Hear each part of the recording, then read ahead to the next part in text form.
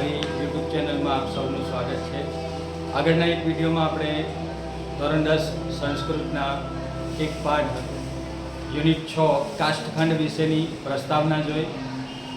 બીજા એક વિડીયોમાં આપણે થોડાક પાઠની માહિતી જોઈ હતી, ભાષાંતર જોયેલું હતું અને હવે બે પેરેગ્રાફ બાકી હતા। તો એ બાકીના જે બે પેરેગ્રાફ છે કાષ્ઠખંડ વિશેના, એના વિશેની આપણે શરૂઆત કરીએ તે પહેલાં આગળના જે બે પેરેગ્રાફ આપણે જોયેલા હતા એમાં પહેલા પેરેગ્રાફમાં ગુરુ પોતાના શિષ્યની સાથે નદી કિનારે ફરતા હોય છે અને પ્રત્યક્ષ જ્ઞાન આપવાના હેતુથી વિદ્યાર્થીને પોતાના શિષ્યને એક લાકડાનો ટુકડો બતાવતા જણાવે છે કે આ લાકડાનો ટુકડો સમુદ્ર સુધી સરળતાથી પહોંચી શકે છે, પરંતુ જો એને નદીના અંદર 4 પ્રકારના વિઘ્નો ન નડે તો આ લાકડાનો ટુકડો સમુદ્ર સુધી સરળતાથી પહોંચી શકે છે। એ 4 વિઘ્નોની આપણે ચર્ચા કરેલી હતી। તીરેસુ સંલગ્નતા, બીજું હતું ભારાધિક્યના નિમગ્નતા, આવર્તપાતતા અને ચોથું હતું નદી જલ વિયોગ। ટૂંકમાં ગુજરાતીમાં કહીએ તો નદીના પહેલા શરૂઆતમાં કે તીરેસુ સંલગ્નતા એટલે કિનારા ઉપરનું જોડાણ, પહેલું લાકડાના ટુકડાને આ વિઘ્ન નડે છે। બીજું નડે છે ભારાધિક્યના જલે નિમગ્નતા, અધિક ભાર હોવાને કારણે પાણીમાં ડૂબી જવું। ત્રીજું આવર્તપાતતા એટલે વમળોમાં ફસાઈ જવું અને ચોથું વિઘ્ન હતું નદી જલ વિયોગ, નદીના પાણીથી વિયોગ થવો। આમાં આપણે પહેલા બે વિઘ્ન વિશેની માહિતી મેળવેલી હતી। 4 વિઘ્નોની માહિતી મેં તમને આપેલી હતી, પણ પેરેગ્રાફ જે આપણે જોયેલા હતા એ પહેલા એક વિઘ્ન બે વિઘ્ન જેવું આપણે ભાષાંતર આપણે જોયું હતું। હવે આજે બીજા જે વિઘ્ન છે ભારાધિક્યના જલે નિમગ્નતા, તો અધિક ભારને હોવાને કારણે પાણીમાં કેવી રીતે ડૂબી જાય છે અને એ બોધ મનુષ્યના જીવનમાં કેવી રીતે કામ કરે છે એ બોધ ગુરુએ પોતાના શિષ્યને સમજાવ્યો છે। તો ત્યાંથી આપણે આજે શરૂઆત કરીએ। બીજો પેરેગ્રાફ છે અહીંયા સામાજિકો વ્યવહારઃ ભારરૂપો ભવતિ। આપણે જે જોયું કે ભારાધિક્યના જલે નિમગ્નતા, અધિક ભાર હોવાને કારણે પાણીમાં ડૂબી જવું, તો લાકડાનો ભાર જ્યારે વધી જાય છે ત્યારે પાણીમાં ડૂબી જાય છે, સમુદ્ર સુધી પહોંચી શકતો નથી। તો મનુષ્ય કેવી રીતે અધિક ભારને કારણે સુખરૂપી સંસાર સમુદ્રને પામી શકતો નથી, તો તેમાં ત્રીજા પેરેગ્રાફમાં આપણને બતાવ્યું સામાજિકો વ્યવહાર એટલે સામાજિક વ્યવહાર ભારરૂપો ભવતિ એટલે ભારરૂપ હોય છે। આપણે સમાજની અંદર જ્યારે કોઈ કામ કરીએ છીએ ત્યારે એ સામાજિક વ્યવહાર જે છે એ દરેક માનવી માટે ભારરૂપ હોય છે। બીજું વાક્ય લખ્યું યદ્યપી સામાજિકો વ્યવહારઃ સર્વત્રેવ અપેક્ષિતો ભવતિ।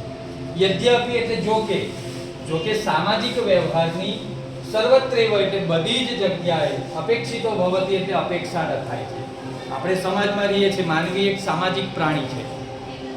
બીજા પ્રાણીની જેમ આપણે છૂટાછવાયા જંગલમાં ભટકનારા પ્રાણીઓ નથી, તો માનવીને સામાજિક પ્રાણી કહેવામાં આવ્યું। તો સમાજની અંદર દરેક વ્યક્તિની પાસે વ્યવહારની અપેક્ષા રાખવામાં આવે છે। કોઈકને ત્યાં લગ્ન પ્રસંગ હોય, મરણ પ્રસંગ હોય તો એ લોકો અપેક્ષા રાખે કે આપણે એમને ત્યાં જઈએ, એમના લગ્નની અંદર ખુશીમાં સાથ આપીએ, મરણ પ્રસંગ હોય તો એમના દુઃખમાં સહભાગી થઈએ।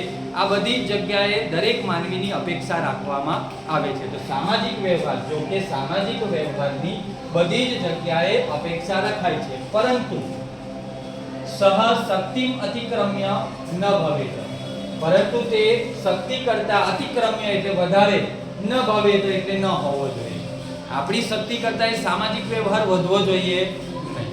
કેમ નહીં વધવો જોઈએ? કારણ કે ઘણા વ્યક્તિઓ ગરીબ હોય અને પોતાની દીકરીને લગ્ન કરાવવા માંગતા હોય, બીજા પાસેથી દેવું કરીને પૈસા પ્રાપ્ત કરે, બેંકમાંથી લોન લઈને દેવું લે અને પછી પોતાના દીકરીના કે દીકરાના લગ્ન કરાવતા હોય, એ દેવું ભરપાઈ નહીં કરી શકે એટલે ક્યાં તો એ પછી આત્મહત્યા કરે અથવા ડિપ્રેશનમાં જતા રહેતા હોય।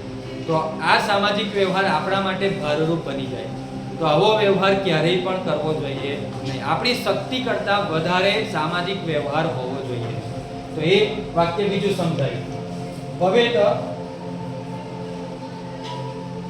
ये जनाः स्वकीयां शक्तिम् अतिक्रम्य सामाजिकान् व्यवहारान् कुर्वन्ति ते अतिभारत्वात् निमज्जन्ति एव।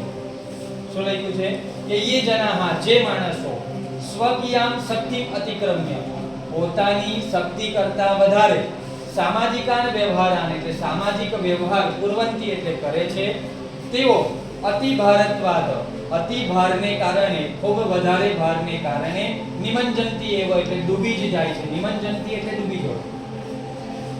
કેવા વ્યક્તિઓ ડૂબી જાય છે?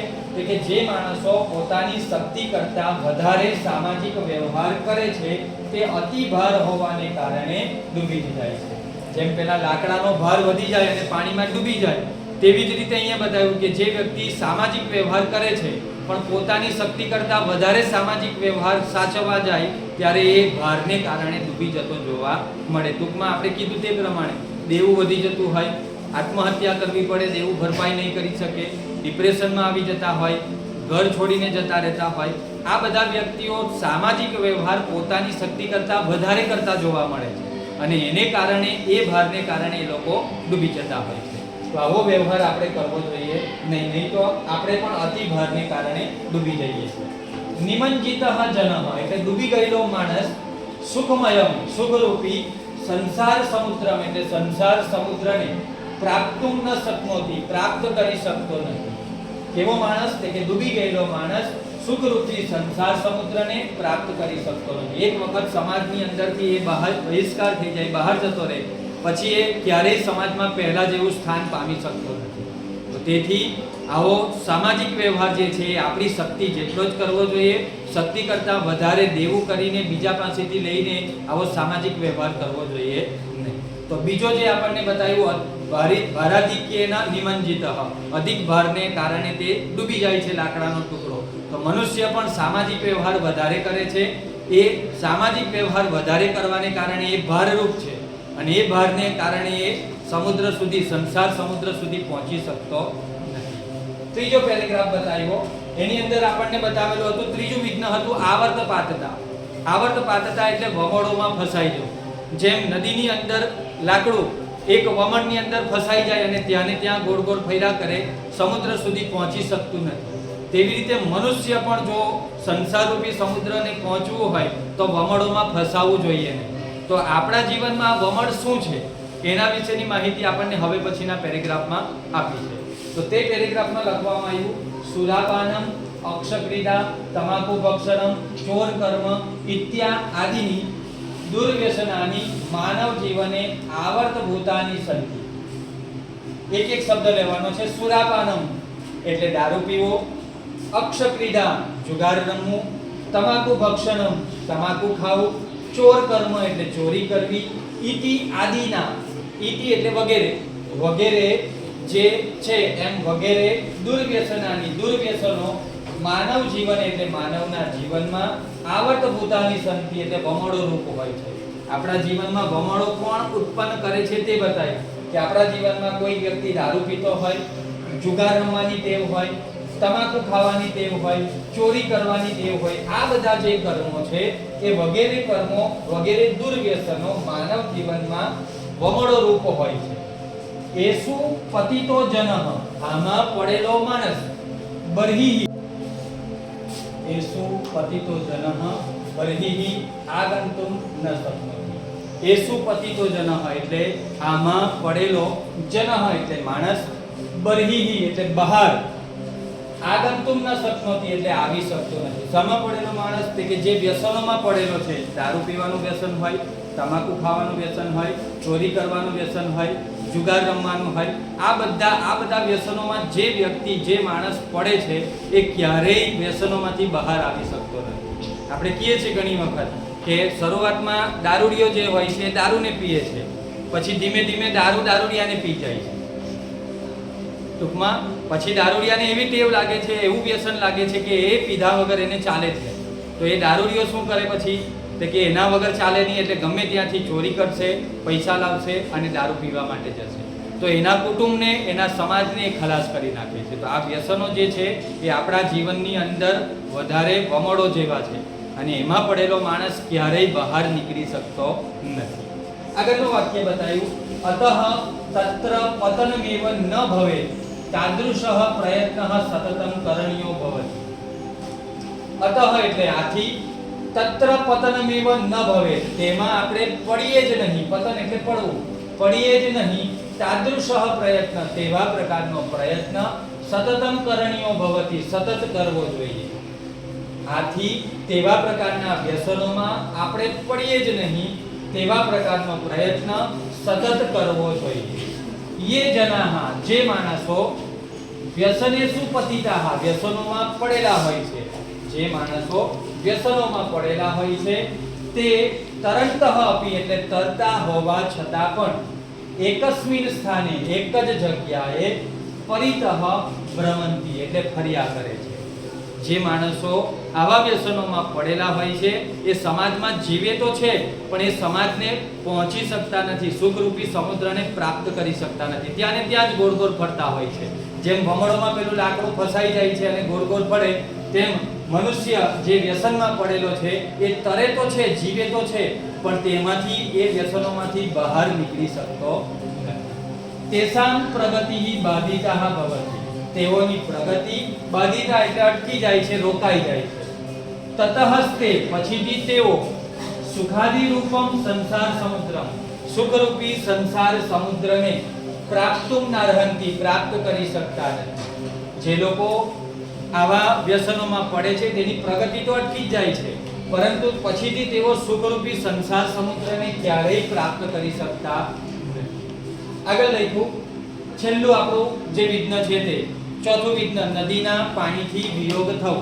તો નદીના પાણીથી વિયોગ થવો, લાકડું જે તરતું જતું હોય અને નદીના પાણીથી દૂર ફેંકાઈ જાય તો પણ એ સમુદ્ર સુધી પહોંચી શકતું નથી. તો એ ચોથું વિઘ્ન કેવી રીતે મનુષ્યને અસર કરે છે એને સમજાવતા લખ્યું કે પરિવારાત મુખત્વમ, પરિવારથી વિમુખ થયેલો આપણો જે પરિવાર હોય એનાથી જો આપણે વિમુખ થઈ ગઈએ, દૂર જતા રહીએ તો નદી જળ વિયોગ હોય, એને નદીના પાણીનો વિયોગ કહેવામાં આવે છે.